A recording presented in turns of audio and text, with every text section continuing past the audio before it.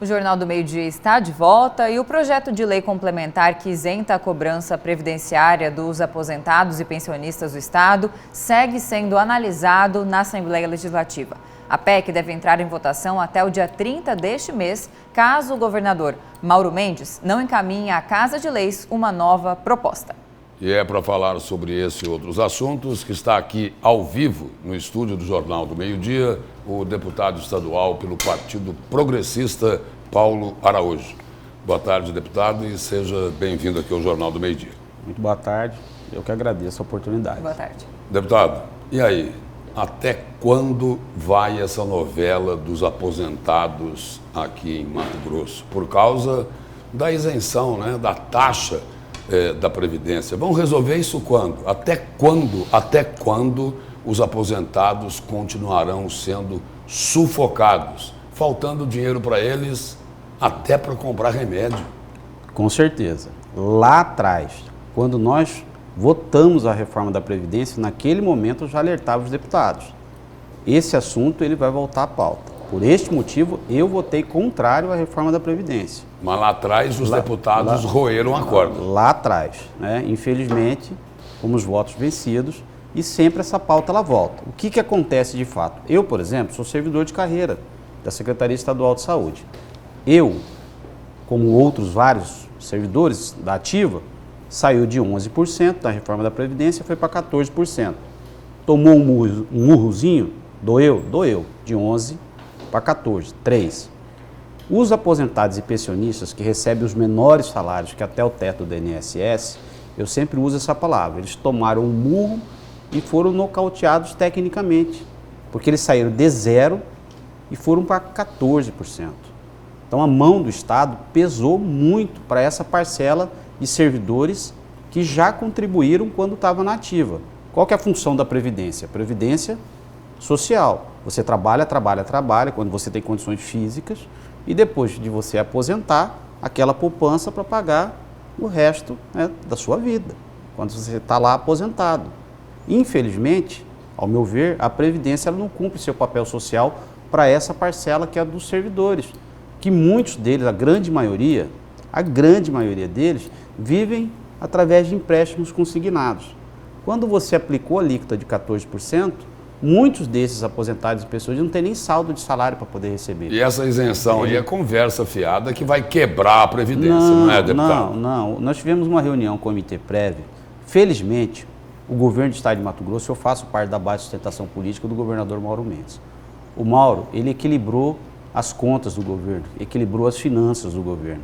Hoje, com certeza, a gente tem condições de poder voltar atrás no erro que, ao meu ver, foi cometido lá atrás. A situação financeira do Estado hoje permite que a gente faça isso. O déficit financeiro nosso da Previdência praticamente sumiu. Nós arrecadamos com os servidores ativos e arrecadamos também com os aposentados e pensionistas que acima do teto do INSS também contribuem. Então é questão de você fazer social, é o social. A Previdência fazendo social, Previdência social. Então é justo. Agora é lógico, nós não queremos romper com o governo, brigar com o governo. Nós queremos que o governo entenda que hoje tem condições de poder fazer isso. O Estado esse ano vai arrecadar mais de 30 bilhões de reais. O Estado é exemplo para o Brasil na área de infraestrutura, por exemplo, foi um dos estados que mais investiu em infraestrutura, foi um dos melhores governos de todos os tempos, é o governador Mauro Mendes. Agora, logicamente que tem algumas ações pontuais que, ao meu ver, precisa avançar, precisa melhorar, e a questão dos aposentados e pensionistas é uma delas. Deputado, o senhor falou que o embate não seria o melhor caminho, né? O ideal é ali um acordo entre os dois poderes, o Executivo e o Legislativo. Mas e aí, diante da proposta que virá aí do Executivo, né, até o líder do governo já preliminarmente disse que a isenção seria ali até 4 salários mínimos. Eu acredito, pelo que o senhor está falando, que a maioria dos deputados, assim como o senhor, deseja isentar até o teto da Previdência estes aposentados pelo Estado. Como que vai acontecer tudo isso se for votada a PEC, depois o Executivo judicializar essa questão e aí se arrastar ainda mais? Como vocês estão se preparando para esse cenário? Corremos esse risco.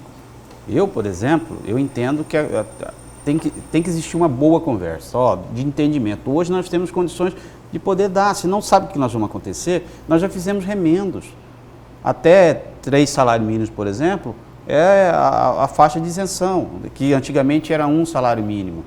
Então, daqui um pouco, se a gente remendar de novo, nós vamos estar voltando de novo aqui para discutir aquilo que nacionalmente a Previdência já discutiu e orientou os estados, até o teto do INSS, por exemplo, o governo federal isenta os aposentados e pensionistas, porque o percentual foi muito alto para esses. A pancada foi doída demais. Como eu sempre, o exemplo, de 11 para 14 foi 3. Deles foi de 0 para 14.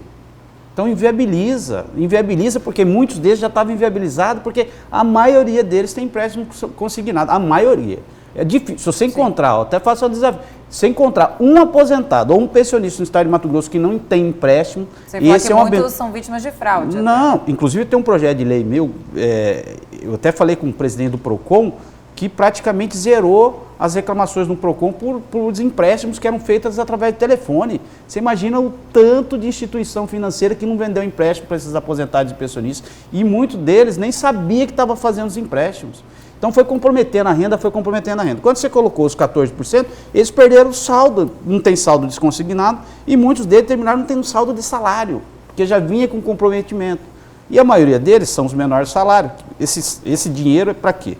Para comprar, na maioria das vezes, comida e remédio. Não então sobra... o senhor acredita que tem que haver um acordo? Eu acredito. E sinceramente, até o teto eu acredito que sim. O que vocês vão pegar porque por nós isso. temos um cenário hoje infinitamente melhor do ponto de vista fiscal do estado de Mato Grosso. Eu acredito muito no acordo. Deputado, uma outra questão aí. Tem uma reunião hoje, né, dos deputados que compõem a base do governo, que é quase a totalidade, né, lá da Assembleia, na casa da deputada Janaína Riva, para discutir lá a sucessão na mesa diretora. Eduardo Botelho já tem a confirmação de que poderá ser o candidato a presidente? A nossa expectativa é que ele anuncie positivamente. Eu até liguei. O Botelho é meu amigo, faço parte do grupo político de sustentação lá da reeleição. O senhor falou com ele? Falei. Perguntou? Perguntei. Está liberado para ser? O que ele falou? Não vou. Só hoje, à noite, que eu vou revelar. Então há uma expectativa muito grande do nosso grupo. O que o senhor quer dizer é o seguinte, se fosse notícia ruim, ele já tinha falado. Possivelmente. Possivelmente. A expectativa, hoje nós temos um número suficiente de deputados que apoiam a reeleição do Botelho, né? Facilmente ele teria um clima e apoio de vários deputados para poder ser candidato à reeleição. Todo mundo sabe, ele assume publicamente, da dobrada dele com o Max. O Botelho deve ter de 14 a 15 deputados que apoiam diretamente ele, o Max deve ter um outro tanto, mas que apoiam os dois seria facilmente aí 18, 19 ou 20 deputados, né? Então há um cenário muito positivo aí para a reeleição do deputado Botelho.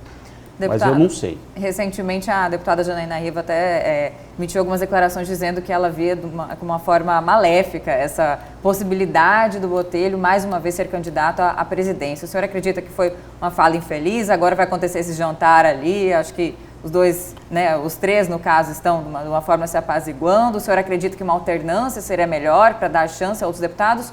Ou não? Essa dobradinha, Botelho e Max está fazendo um bom trabalho? Casa é política, né? Eu acredito que foi um momento ali, foi pontual ali a fala da deputada Janaína. E ganha quem tem a maioria, quem tem o apoio da maioria dos deputados. Como que vai ser candidato se você não tem apoio da maioria? Quando o cara é candidato à reeleição, no caso do Botelho e do Max, que agrega a grande maioria dos deputados, é porque realmente vem fazendo um bom trabalho frente ao Poder Legislativo. Por isso que tem o apoio de quase todos os deputados, né? Eu acredito muito que o deputado Botelho, caso seja candidato, juntamente com o Max, deva ter aí o apoio de todos os deputados. Deputado, só para tirar uma dúvida, a Camila lembrou aqui, a crítica, não é, da deputada Janaína Riva à continuidade de Eduardo Botelho e Max Russi. Só para entender e perguntar, não ofende. A reunião, então, vai ser na casa dela, por quê? Não sei te responder. Perguntar para ele, eu sinceramente... Selando as pazes. Não tem. A Janaína também é da boa conversa, da boa política, né? Por quê? Vai brigar, né? Você briga quando você tem condições de brigar, quando tipo você tem uma chapa. Bate e alisa. Não, quando você tem condições de brigar, você briga. Como que você briga lá para a mesa? Quando você consegue pelo menos montar a chapa. Quando você não consegue montar a chapa... Bandeira branca. Articula ou sai fora. Não, vou sair fora. Não, eu quero continuar. Então continua, constrói um cenário, né? Até porque a deputada Janaína foi novamente a deputada mais votada do estado de Mato Grosso, tem um futuro promissor pela frente. Tá? E sonha com voos altos, ela sonha em ser senadora, governador do estado de Mato Grosso. E cá para nós, tem condições? Lógico que tem, condição de sobra para isso. Deputado, obrigado pela presença e pelas informações aqui no Jornal do Meio Dia. Eu que agradeço. Obrigada.